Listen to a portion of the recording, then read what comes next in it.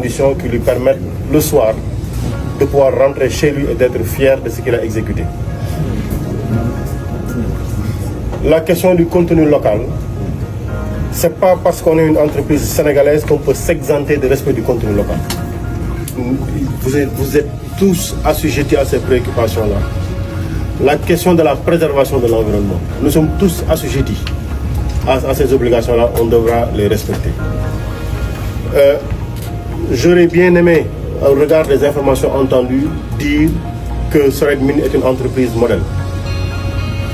Mais vous entendez l'inspection du travail, le régional des mines, l'ITIE, l'environnement, tous ont des contentieux ouverts sur un manque de respect notoire par rapport à l'autorité qui est investie du mandat de l'État dans leur secteur d'activité.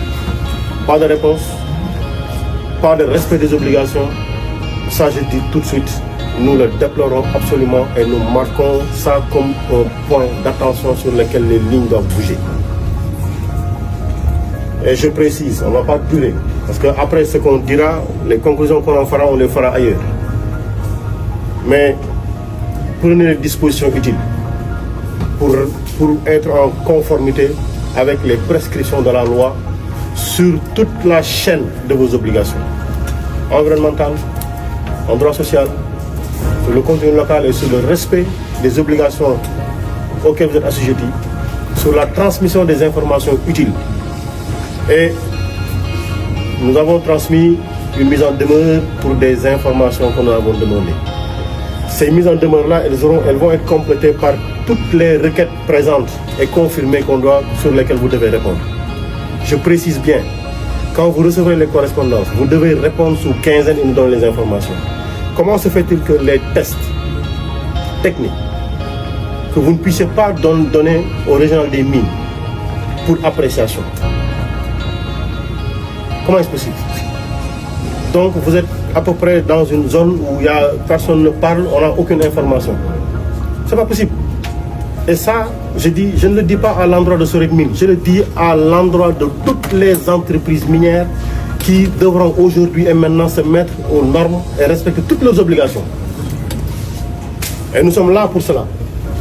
Je précise bien, le ministre de la Santé, le ministre du Travail, le ministre de l'Éducation, le ministre des Forces armées, le ministre du Travail, le ministre de l'Environnement, tous sont intéressés à ce qui est en train de se faire. Et nous ferons un suivi collectif de toutes les obligations, mais de toutes les entreprises minières. Pour le moment, on va s'arrêter à ça. On va s'arrêter à ça, mais sachez-le, vous avez un rappel à l'ordre. Vous avez un rappel à l'ordre. Et croyez-nous, Monsieur le Président de la République, comme Monsieur le Premier ministre, sont tout à fait déterminés à ce que les prescriptions de la loi soient respectées. Et s'il fallait prendre des mesures définitives, on les prendra. Parce que les mines, l'or, tout le monde en a besoin. Je pense que on peut, pour le moment, nous en arrêter à ça. Et après, de manière très administrative, faire le suivi du reste et voir quelle rectification ils sont faits. Beaucoup, Monsieur le Ministre. J'ai pris les noms des employés qui sont prononcés ici. Je ne voudrais pas que demain qu'ils soient inquiétés dans l'exercice de leur mission. Nous en faisons un point d'attention. Et d'ailleurs, jusqu'à la présence des délégués, Monsieur le ministre, il faudra continuer à leur parler à eux-mêmes pour qu'ils continuent d'être nos interlocuteurs ici. En attendant, merci beaucoup.